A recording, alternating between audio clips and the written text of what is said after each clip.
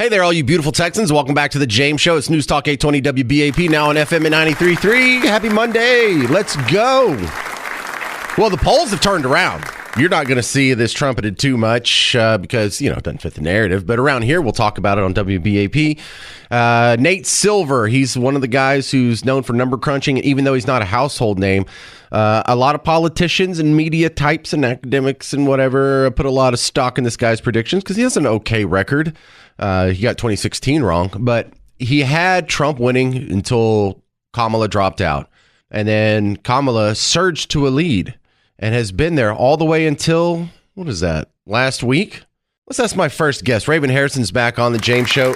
What is this? Did the interview do her in, or did they just run out of the sugar high from her announcement and the Tim Walz announcement and the convention, and they just ran out of joy? Well, that could be it. I mean, it's taking a lot of effort to fuel the machine to try to prop her up and make her look good. So I think her honeymoon period is over, statistically and figuratively, and I think that soon the rest of these garbage polls that have her within strike distance, I mean, it's based on absolutely nothing. If you look at the real-time polls of what people think of the economy, the border, she's nowhere in the park. So right now, I think we have to just kind of rely on good old-fashioned common sense. Well, that doesn't mean they're just going to sit back and take an L. Are we concerned about some shenanigans happening in 2020 or in 2024 like happened in 2020? Does it really matter what the polls say if they're going to stop the voting in 5 swing states and stuff the boxes? Oh, yeah, we were there, and we're on the ground right now trying to make sure that doesn't happen again. But it's going to require people to get out and get complacent. But the biggest fire we have to put out is what's going on right now with President Trump. If they try to put him in jail, while the judge's daughter has defied 2 congressional subpoenas, then we're going to have an all-out civil war, James. So in the meantime, while she's perfecting her ghetto-nese accent in Michigan and these other places, trying to sound, more ridiculous than she is, we got hostages got killed, James, over this. So this woman is dangerous. She's let these people into our country. They have no policy. They have no position. They have no plan unless they ripped it off from Trump. And that's what we have to keep the Americans focused on is right now, if you're better off now than you were 4 years ago, you're probably illegal. What was that accent again? Did you say ghetto knees? It's either Hoabic or ghetto knees. We're not sure, but it's one of the two. All right, that's good stuff. Here's another line of attack. Chris Hayes from MSNBC. He actually retweeted the model from Nate Silver that shows Trump is taking the lead again. And they said it's independent of the model itself, it's as clear as day. The Electoral College is, to quote the great Justice Jackson, a national suicide pact. It's just a dangerous institution that undermines democracy, creates all manner of Rube Goldberg machinery to be attacked by bad actors. Boy, they really don't like the Electoral College, do they? They really don't, because they want and we are not a democracy. We are a constitutional republic, and it's important to remind Democrats of this because they don't seem to read the Constitution often. But what they want is they want New York and California, the pillars of success that they are, to determine who is the president. That would make it a giant popularity contest, and states like Wyoming and Rhode Island would have no representation, but they would pay taxes. So we are not headed to that. But yes, that's exactly what they want, is they want to do away with that so that they can just have New York and California deciding every election going forward. It just cannot be allowed to happen. Well, it's also put in place for a reason. The Founding Fathers recognized every democracy collapses when people realize they can vote themselves goodies for the Treasury. And so what you have in most of these social programs is people from Team Blue taking taxes from people in Team Red and redistributing it to people in Team Blue. And so that's like exactly what the Electoral College is supposed to prevent. And that's what would happen if we got rid of it. Well, correct. And then also that's part of the plan of why we've got this mess that we have now, James. That's why we have 20 plus illegals in our country right now that they're trying to give citizenship to. We've seen the executive order where Biden, was saying give these people registration documents. They are not legally allowed to vote in our elections, but they are. And we have proof of that. So that's what the plan was all along, is they are importing 20 million. That's an ironclad majority. If they can get a tenth of those people to vote, that swings an election. So this is the plan of why the border is still open by the border czar. Are you going to be watching the debate next week at home? Oh, we're getting the popcorn. We still have Vegas odds on whether or not she's going to show up because, she might have a hangnail and all these other dumb excuses she's coming up with why she might have to back out. But we are popcorn ready, James. All right. I think I'm going to go out to, they used to be called the Dallas Jewish Conservatives. Now I think they're the American Jewish Conservatives. They're having a debate watching party. I think I'm about to get roped into that on my 2:30 guest here. I'll invite you, but you can just politely turn it down. Depends on what the center square is, James. Okay. Right. Well, that's the freebie. I'm definitely doing the bingo cards again. We already did the call for words, too. So I've got to add like joy. I've got to add weird. I've got to add I'm speaking. I've got to add unburdened. Unburdened very well is a great addition to one of the squares. You got any suggestions for the bingo cards? Yes. Biden stepping back in. There's some really interesting rumors going on. So if you have Biden stepping back in because she is torpedoing the Titanic in real time. Shut up. Stop. I have not seen this rumor. This is the first time hearing of it. What do I need to know? I'm just telling you, they know her poll numbers. Disastrous live, quote, edited interview that she did where she was looking at the table of her notes or something. And, now she's tanking and there's rumors of Biden trying to take his spot back. Well, we'll keep an eye on that. Thank you very much for your time again, Raven. How do they find your work outside of WBAP? They can find me at the Roar Mission, theroarpack.com, and ravenharrison.com. There you go. Thank you, Raven. Appreciate your time. Thanks, James. She's so nice. She's good about those rumors, too. I hadn't heard that one, so maybe she's ahead of me on that one, and that's why we like to have her on. Your thoughts so far? The polls have turned around. Looks like Trump has a slight lead. Is this about to just get out of control and he's going to run away with it? Do you still think there's a chance he could lose? Is this debate going to end all doubt? What do you think of Raven's rumor mill that Joe Biden's going to try and fight his way back into the seat? Could he do that? 800-288-9227. 800-288-9227. Audio from the campaign trail next on The James Show. It's News Talk 820 WBAP, now on FM at 93.3. Hey, happy Labor Day from The James Show. What are you? You had to work too? We're not the only losers here at the bottom of the hierarchy that don't get the special days off. No? You too, huh? Well, at least we're on the same team. How's it look? How's the view from the bottom? Don't worry, I'm right down here with you. If you want to jump in on the James Show, 800-288-9227, your thoughts on the election for the first hour of the show. We're going to get some crazy updates on the shooting in the Dallas police officers from last week coming up at 3 o'clock, really 3:05-ish. But I want to, first off, Labor Day, hilarious. This is one of my favorite holidays in the fact that we just America'd right through it. And just take off the A, we America'd right through it. Labor Day, if I remember correctly, Labor Day was started by the people behind the labor movement, which is really just it's a very collectivist ideology, but sort of at the micro, not the macro level. So the same sort of mindset, this sort of socializing, equality of outcomes, redistribution, collective agreements, collective bargaining, collective everything, collectivism. So it was, these union guys and these Marxist guys and these socialist guys, they all kind of share this part. They Venn diagram overlap, to use a Kamala Harris term. Venn diagram. See how I did that? They all love unions and the labor movement and just capital L labor. And so this was Labor Day. This was in honor of the progress that all the unions had made and all the socialists made and the labor movement and the red people and the team blue, all of the accomplishments that they have given the American worker. And we turned it into, hey man, who wants a hot dog? That's what we turned it into. It's like even on Memorial Day, we'll at least say, let's remember while you're out there grilling and stuffing your face and hanging out at the lake, flying flags and whatnot. There's people who died and you're supposed to remember and honor their memory. No one stopped you this weekend and be like, hey, you remember getting the 40-hour work week from the labor unions? Don't forget about that while you're at the park this week. No one said that. Not one person said that, nor should they. It's a ridiculous claim. So we just kind of steamrolled over all that. For the audio I want to bring you from the campaign trail, let's start with something that happened right before the James Show started.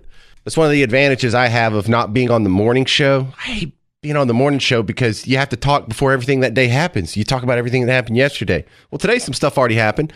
Kamala Harris is in Detroit, Michigan. It's a campaign event on Labor Day. celebrating a bunch of unions. There's a whole bunch of union people she introduced before she got to the actual intro of her speech. By the way, her in entirety on the podium was 14 minutes on a teleprompter. Anyway, here we go. President Slevin of the utility workers. NEA, utility workers. President Weingarten of the AFT. Right, auto workers, we got all that. Hang on, this intro, you're going to love it. Here goes. And thank you to all of the union members who are here this afternoon.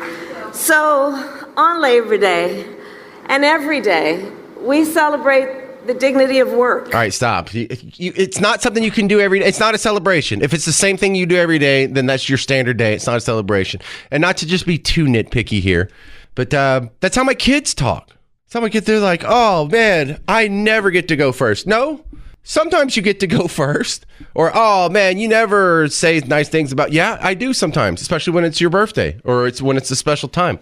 But every day we celebrate. Like, no, you don't. What'd you do yesterday for labor? What are you doing tomorrow for labor? What are you doing on Christmas for labor? Are you going to be celebrating labor on Christmas? Is that what you're going to be doing? You're going to get the family around the table, around the Christmas tree and be like, hey, wasn't that great? We got paid time off from the unions. Wasn't that awesome? What about that last collective bargaining agreement? Wasn't that great? No, you're not. So it's just a silly platitude. It's not really that big of a deal. I'm so irritated at this point. Hang on. We'll continue. The dignity of work. We celebrate unions because unions helped build America, and unions help build America's middle class. Okay, that's just a nice thing to say. No, they didn't. There's all kinds of industries out there that didn't unionize, and they progressed just fine. From the agrarian society that we had at the beginning of the country to the modern information age. Went through the Industrial Revolution, through computers, now in the space age. Most industries didn't need unions to do that. It's a farce to say that the ones that exist were needed. We really need a teachers union? What would happen if we didn't have a teachers union? All the kids would just be running around, I don't know how to read. Well, no, we had literacy before teachers unions ever existed. We had workers' rights before unions ever existed. And really, I don't want you to get it twisted here. I'm not like inherently anti-union. I'm sort of indifferent on unions if they had to play by the same rules as everybody else. The part where I run up against unions is in blue states, they've given themselves special privileges. They have actually intertwined with government against big business, or not even big business. Could be little business, could be medium-sized business, it's any business, because like when we're talking about big corporations like McDonald's or whatever, it's the little franchisees at the end of the totem pole that end up paying for those collective bargaining agreements. Ultimately, the ones that happen, like a Starbucks or whatever. But I'm not anti-union on its own. I like how we treat unions here in Texas. You want to be part of a union? Fine. If you don't want to be part of a union, fine. We're not going to force anybody in a union. And the dastardly part is the whole striking thing. If they strike, then what? The employer can't come in and replace them? Well, that's an unfair advantage because in a open market, in a free market, they should be able to do that. Oh, you want to walk off your job? I'll hire someone else to go run that machine for you. And if the employer keeps having to do that over and over, he will acquiesce. He will say, maybe I should pay these guys more. Maybe I should get them better benefits. Maybe I should get them better working conditions. And that's how it naturally goes with or without unions. So unions just swoop in and take the credit. And all they do is get to skim everyone's paycheck, push voters, sell favors, be powerful, watch The Irishman. It's a great example of what unions are really all about. But no, Democrats love unions because it's an organization. It's a vote get out machine. You can reach a whole lot of people through union. It's collectivism. No, you shouldn't vote based on your own specific interests. You're in this union, so therefore you must vote for our team. It's very useful. It is true across our nation, and it is true here in Detroit. Nearly 140 years ago, in this very city, 10,000 people marched in one of our nation's first Labor Day parades. Many held signs that read, "Divided, we can beg. United, we can demand." Yeah, y'all don't get to say that. Y'all are constantly dividing. You're constantly pointing out the difference in people's gender and race and ethnicity and background and status, immigration status. You're always dividing up little pieces of the pie and trying to pick them off one by one. You know, if you don't know who to vote for, if you don't vote for me, you ain't black. They just assume all the gay votes theirs. They just assume all the trans votes theirs. They just assume all the Hispanic votes theirs, all the illegal immigrant votes there, all the women votes theirs. They very much do not see you as an individual, but as a member of a collective. Now, with that little seasoning in mind, I want to go to the Bill Maher episode from Friday, where he's talking about the nicknames that Trump's given his opponents. Trump seems to have picked his nicknames for the two opponents, Comrade Kamala.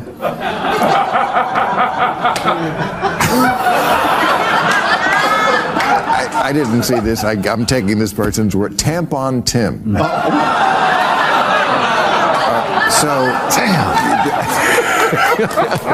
I mean, I don't agree with, but I get Comrade Kamala. I guess that's what, she's a communist. But Tampon Tim? See, now they have to, either they don't know or they're pretending to not know that he signed a bill that puts tampons in the little boys' bathrooms in elementary school. That's why he got the name. It's not just a ad hominem barb he's throwing at him. It's actually a critique of one of the policies that this guy stands behind, something that sets him apart from the normal voter. Most Americans, most voters, I have to think, aren't under the impression that an 8-year-old boy needs a tampon, for free or not, in his bathroom.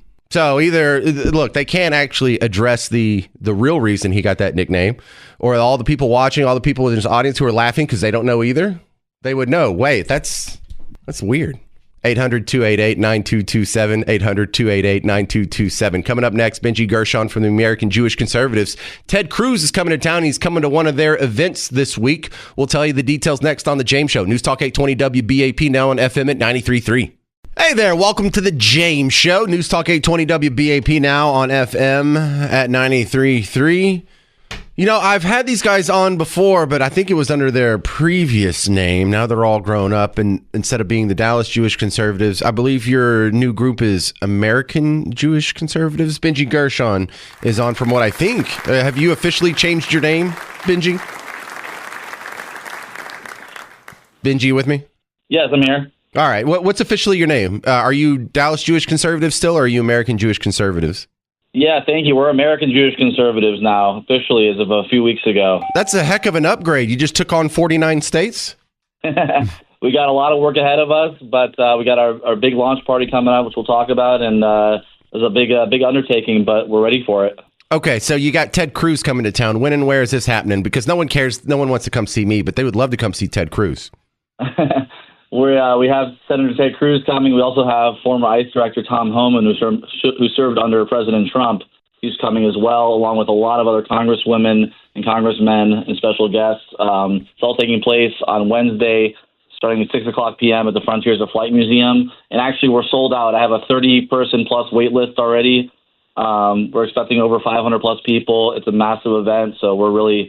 Thank God it's been a great response so far. Well, maybe you should have got a bigger venue, Benji. That's great to hear. Did you save a seat for myself and producer Garrett? You guys have a media spot over there, so don't worry. All right, good deal. All right, so maybe we can't get into this event. I've been to one of your other events. Is it going to be like that? Tell the people what they can expect. Absolutely. I mean, this event, we're going all out. I mean, there's a silent and live auction. There's live music. It's a full catered gourmet dinner. Obviously incredible speakers and speeches, and lots of other surprises and raffle giveaways. We also have an upcoming debate watch party that's going to be happening on September 10th. You can go to AmericanJewishConservatives.com to learn more about that event and other events we have coming up. And that event's actually going to be featuring Attorney General Ken Paxton. So that's another great event to get your tickets for. And we're expecting a big crowd for that one as well. Yeah, so... You know, last time we went to a bar and there were a handful of people there and we all played bingo. What if I just brought my bingo cards to your event? Can I weasel my way into that one too? Oh, it's convenient. His phone broke up. Right there. Say that again. Your phone broke up for about 4 seconds. Oh, I was just saying that you could weasel into any of my events as long as you're a strong conservative. You know, you align with us on our values and principles. You're a friend of mine, so no worries there. Bring your bingo cards. Fantastic. I appreciate that. How'd you get Ted Cruz to come to your event? That's pretty cool. Yeah, the Cruz family has been family friends of ours for a while now. Rafael Cruz, Pastor Cruz, has been a dear friend, along with several other family members, and so we've just built that relationship over time. And they're strong supporters of Israel and the Jewish people, of course, and arguably, it's one of the strongest conservatives clearly in the Senate. So we're just super honored to have him coming to this event. Do his parents live around here? I don't know. They're like from Houston or something? Raphael is local. But yeah, they have a lot of family in Houston too. Very cool. They're a great family. All right. No more fun stuff here. This is kind of heartbreaking. We had the story about the hostages that were found in the Gaza Strip. And, this I think is a big setback. Any family who has been waiting this long, what has it been, 10 months now, for their kid to come home only to lose them after all this? They've got to be fuming over there. This really has to be a setback for peace in the area. It really is.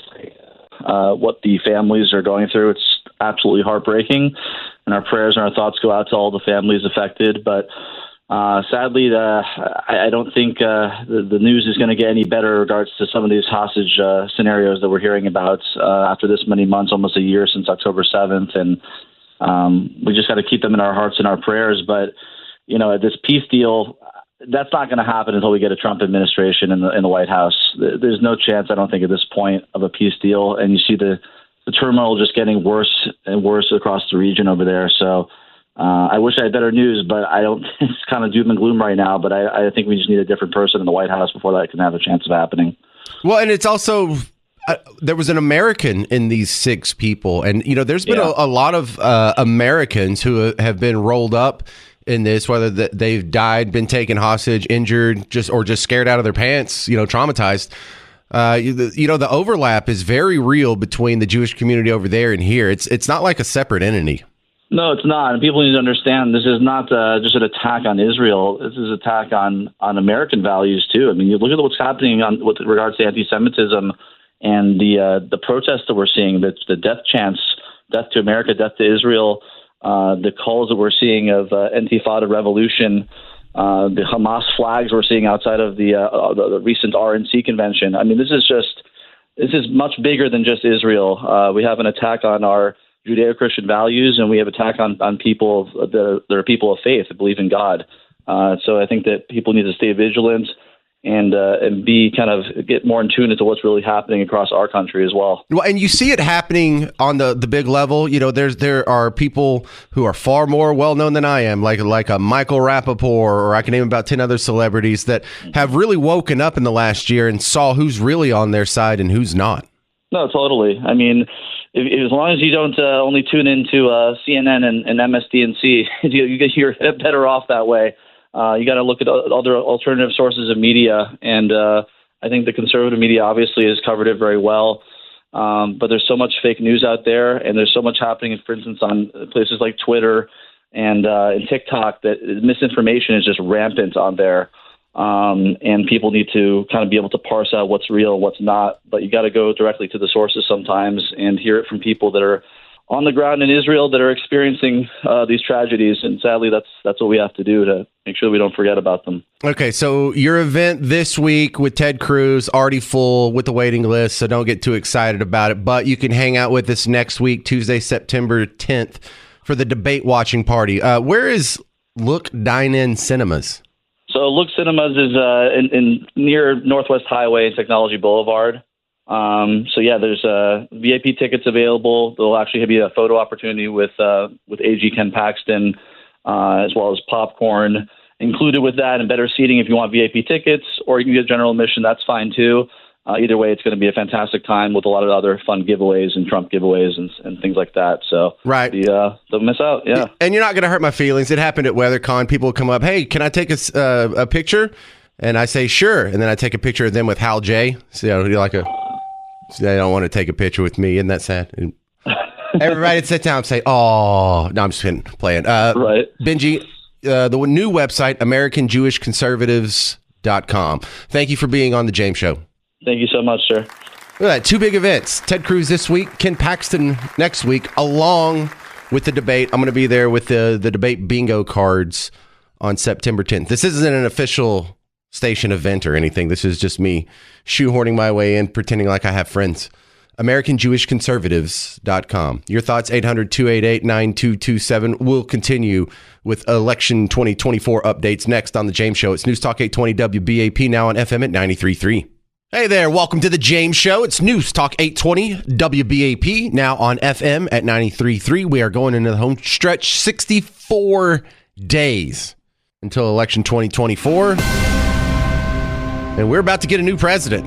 No matter what happens with this election, it looks like Kamala or Trump, there'll be a new president. I realize she's in office now, but she's not president. I did like Raven earlier with her theory that Joe Biden may try and weasel his way back in. I hope he does, because there's no way he can. It would just create chaos. Dude, we were looking at him before the show. We were doing some show prep, and this guy is like deteriorating by the minute, man. He is so... Because Garrett made the comment, he's like, man, he looked bad in 2020. I can't believe they even tried to run him now. He looks so bad. Yeah, he's not going to be alive in 4 years. Not that I delight in that, or I think it's funny, or they take what he has coming. No, he just looks like he's on his last legs, man. He looks almost like the Crypt Keeper at this point. And, you know, that on a long enough time scale, that's what I'm going to look like. When I'm 91 years old. You think I look a little busted up now? Waiting another 50 years, or less than 50 years. Who am I kidding? But, yeah, go ahead. Try and weasel your way back in. There's no way. There's no way he could get back in. I would just like to see the effort. But a lot is being done, and you're witnessing sort of the conditioning of the American people, the attempted conditioning of the American people from the media, and trying to build this new character up of Kamala. And if you have any good comparison on what's going on here, it's what you saw in 2007 and 2008, a relative newcomer, someone who had 2 years of experience in the Senate. That's really the only big voting record you have to go on. And it's an empty suit. It's something where you can't do this to like a Nancy Pelosi. You can't do this to a Chuck Schumer. They have too much stink on them. They have too much of a record on them. They have too many sound bites of them saying the opposite things they need to say to win. They're also not cool and hip and young and fun, and laughy, joyful. Some of them are downright weird. But this is one reason why a guy like a Harry Reid never got any further than the president of the Senate. Because once they really know who you are and you stand for, you lose. Go look at the polls on the issues. When Trump is winning in immigration, Trump is winning in the economy, and Trump is winning in foreign policy, and Trump is winning in the like 9 of the top 10 issues that voters are concerned about. But it's a neck and neck race. This is why this performative stuff works. And so the best example is this attempt, and man, they've kind of almost succeeded with it, to turn Kamala Harris from the border czar into not the border czar. Remember, she was the border czar. We have them on tape. We have them on video saying it over and over and over and over and over. Border czar. Meantime, Vice President and border czar Kamala Harris facing some backlash. And this will be her first visit to the U.S.-Mexico border region since she was appointed as the border czar by President Biden. President Biden tapped Kamala Harris, Vice President Kamala Harris, to be the border czar. They were very critical of Kamala Harris. Yeah, that keeps going on. And then here's the not border czar montage. I can make one of them saying she is, unquote, one border not. czar. Vice President Harris was not a border czar. She was not appointed the border czar. She was appointed to deal with the Northern Triangle. What he said about Harris and immigration was not true. She was never appointed border czar. People gonna have to counter the misinformation. You already hear folks talking about the border czar. She wasn't the border czar. Now, she wasn't the border czar. That's what Republicans labeled her. Now what she's up against is folks lying about her border record, calling her a border czar. The Biden team didn't declare her the border czar. They wanted her to work on kind of the root causes of immigration. Calling her sort of the border czar, which wasn't necessarily the case. All right, now let's get an example of how this works in real time. Now, I am pulling this for you because I assume you don't watch a lot of CNN and you don't watch a lot of MSNBC, but you do need to know what they're thinking. You do need to know what they're saying. If you're going to go out there and you're going to try and convince people and convert people and have dialogue with people and understand your neighbor and understand why the wacky person that's flying the different flag across the street thinks the way they do, you have to start consuming some of the information that they see exclusively. If you listen to this show, you're far more informed than anyone on CNN or MSNBC or any listener to CNN or MSNBC. But this is a great example. Carolyn Leavitt, she's a spokesman for the Trump campaign. You've heard her on the James Show 5-6 times already.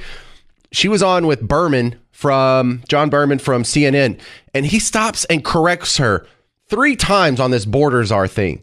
Like, is it really even that big of a deal if she got it wrong? But they are really running from this, which lets you know it's effective.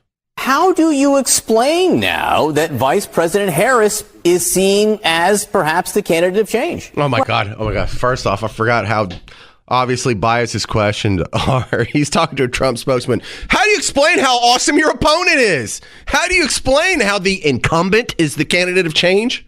Like, he's just starting out in fantasy world.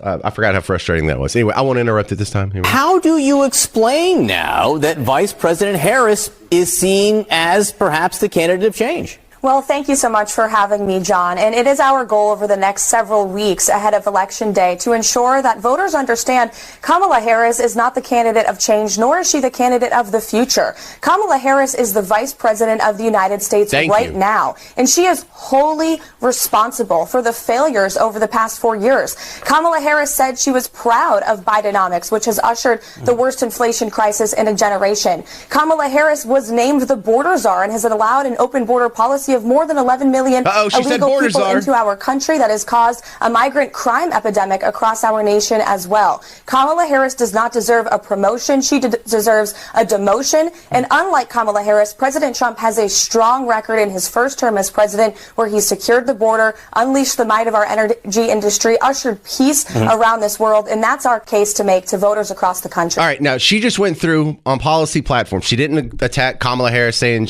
she's ugly, she has a funny laugh, or she smells like onion sauce. She said stuff about the economy, about inflation, about foreign policy, about energy production, oil drilling and whatnot. And what does he come back with? There's more domestic energy production right now than there's ever been in U.S. history, and Kamala Harris was not the border czar. She was appointed to deal with the Northern Triangle. But let me... Yes. So he's not interviewing her. He's debating her. He's rebuffing her. He's going through and picking out some things and then trying to correct the record. Does he do that to politicians or guests that he agrees with? Do they get the same? Dude, she could have said something about Bigfoot and the Loch Ness Monster, and he wouldn't have corrected that. He only corrects the politically expedient stuff. But then at the end of the interview, he does it again. Let me play just the very, very end here. And you brought up Donald Trump's age, so I do want to mention it. This race is not about age, it's about competence. And President Trump has proven to be a leader who can bring stability back to this world, who can bring peace through this world, who can make America strong again. And that's why voters trust him on the issues that matter. She was not appointed the border czar. She was appointed to deal with the Northern Triangle. You say Donald Trump is the candidate. He did it 3 times in that interview, correct? We get it. You don't think she was the border czar. We get it. We got it. Oh, my goodness. All right, coming up next, we have a Dallas media legend, Jean-Jacques Taylor. Oh, we're doing a sports segment? No, we're not doing a sports segment. Apparently, he's done some inside work on the shooting of the Dallas police officers last week, and you'll hear about that coming up in about, 7-8 minutes on The James Show. News Talk 820 WBAP, now on FM at 93.3. Hey there, all you beautiful Texans. Welcome back to The James Show. It's News Talk 820 WBAP, now on FM at 93.3. I know, hey, good to see you too. My next guest is one of my favorites. It's the great Debbie Schlussel on The James Show. And I need Debbie because she has going to be a No Ruth preview of the debate that's happening next week. And Debbie, the last debate that was had ended a presidential campaign. Is there a possibility that this could be bad enough to make them rethink Kamala Harris? No. I think she's going to be very well trained. She won't be able to have her chaperone, Mr. Walls. Her security blanket, her whoopee? Yeah, that's right. You like that? Yes, that. That's so funny. So she won't be able to bring him, but I think she's going to be very well trained. You can tell she's already getting the lines down there. I do think Trump could be his own worst enemy, so hopefully he will focus, and stay on message and not get into things like first she was Indian and then she was black and things like that. It's not going to help him. He's got to focus on the issues, not she's stupid or she's an idiot. It's not going to help him. He's got to stay on message. If he does that, which he did for the most part at the debate with Biden, wasn't hard because Biden was on another planet and Trump had it all to himself, basically. But if he does that, I think he'll do well. I think she's got too much going on where she has to take responsibility for everything that's happened in the Biden administration. She has to take responsibility for a lot of the things, the high inflation. You know, they tell us the economy is booming. Well, that may be true, but the problem is that, first of all, they exaggerated the number of jobs in the last quarter. Second, even if the economy is booming, the problem is the more money people make is lagging far behind the prices having escalated, and also the shrinkflation of the boxes. So the dollar is buying a lot less, and people are not idiots. They see it, and she's going to have to answer for that, and it's going to be tough because she is responsible for Bidenomics. And she's trying to say, I'm going to fix things. I'm going to make it better for you. It's so hard for a family. But people can't relate to her saying it since she was part of the team that caused it. So we'll see. I'm sure she'll get some good one-liners and zingers that somebody wrote up for her to use against Trump. But I think she's really not a very seasoned debater. I mean, she went through all those debates when she was running for president, and she didn't do too well, apparently, because she didn't get a single Democrat delegate. No, she is not known as a master debater. Yeah. What? I didn't say anything. So there was a New York Post article this weekend. That's what Doug Emhoff said. Anyway, keep going. So the New York Post was talking about Jeff Walz. Jeff Walz is Tim Walz's older brother. He does not support Tim Walz for president, and he actually had a warning. He's not going to do any interviews or anything because he doesn't want to run his family through the mud, and because, you know, he's going to be just destroyed with criticism if he sticks his neck out there too far. But someone went through and they found a bunch of old social media posts from Jeff Walz that show that this guy is not on Team Blue.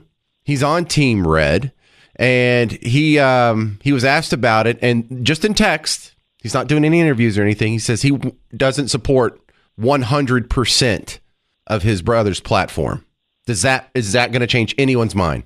No, I don't think people care. I think we've seen family members come out against people. It doesn't make a dent. Barack Obama had his half-brother say he didn't support him.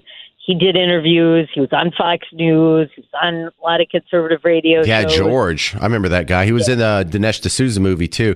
And you know what? The one that comes to mind for me is Mary Trump, Donald Trump's sister. That was going to be my next person. She's his next person I was going to cite, his first cousin. And now his other first cousin, I think her brother, just wrote a book.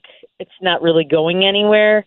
So accusing him of being racist, I don't think people care what relatives say. I don't even think they care if relatives are complete idiots. Look at Billy Carter. Look at Roger Clinton. Look at Hugh Rodham, Hillary's brother. People don't care. Yeah, and that's the same discussion we had last week when a bunch of RFK family members wrote the letter saying, we do not endorse his position as part of the Kennedy clan. He is the black sheep, and we are not behind him at all. Didn't really seem to matter, did it? No, and listen, I think most Americans know many families, maybe most families have their dysfunctions and people don't all get along. And it doesn't mean that the person they're speaking out against is a bad person. It may mean the people speaking out are bad people because they have no qualms about speaking out against family members to the general public rather than keeping it in the family. It sounds like Tim Walz's brother is trying to have it both ways and trying to backtrack, and I don't think he can at this point because there's a trail. So we have Nate Silver has changed his big picture on who's favored to win the presidency. Ever since she announced the positions had switched, Trump was winning, and it just the little sugar high that we were talking about up until last week looks like it finally wore off. Trump has a 52.4% chance of winning to Harris's 47.3% chance of winning. So look, it's just 5 points apart. And Nate Silver has been wrong before, but it looks like something we've been asking about happened. The sugar high, did it wear off? Is that all that's happened here? I think a little bit of it has, but I would not listen. He has been wrong before. On the other hand, his methodology, he uses a number of polls and some other factors that make him, I think, more accurate maybe than just one poll. I do think that in some cases it's worn off, but I think in many cases she is kind of like an Obama event candidate. People want to say, I voted for the first woman president, I voted for the first black woman president, what have you. And I think that a lot of the same people who said I voted for the first black president voted for Obama for no reason other than race will vote for her for no reason other than race and gender. And they can't be discounted in any way, shape, or form. I think there is a lot of momentum for her. I don't think the CNN interview helped her at all. For people that watched it, I didn't even see it. I saw some clips of it. I don't have cable, and I had no desire to see 20 minutes, which is very little, frankly. I think it was down to 18 minutes when you count a lot of different things. It was 18 minutes, yeah. And it was heavily edited. It wasn't live. I would like to see a live interview. And I think the fact that she did so poorly and had to have a chaperone and a security blanket, as you put it, which is funny, it's true. I think the fact that she had to do those things and she performed so poorly with something that was pre-recorded and edited and for a very short amount of time did not look good for her, and I don't think that helped her. I think that's why she went down a little bit. I mean, you see Trump speaking off the cuff for over 2 hours at various events, doing interviews with various media people. Now, a lot of them are friendly, but he's talking with them for more than 2 hours. Right. And, it's not edited, it's not pre-recorded, and if it is, it's presented end to end. There's no editing in the middle. So it didn't look good for her. I don't know how many people are paying attention to that. I think we're now in a country where people go by who's the biggest rock star according to the media, who is like I said, the event candidate, and just a lot of hype. They don't go by substance, and we will see. I do think also it is going to be very tight. It's going to go back and forth, and I think it's not going to be a rout for either candidate. She may win the popular vote, but that's not how we decide elections. Thank goodness. And we'll see. All right, Debbie Schlussel, go find her online. She is an absolute menace on social media, and I mean that in a good way, Debbie. Thank you for being on the James Show. Anytime. Debbie Schlussel. Go find her, Debbie Schlussel. Coming up next, we're going to talk about this whole process by which you demoralize the majority. What does that mean? I'll explain in 5 minutes on the James Show. News Talk 820 WBAP, now on FM at 93.3.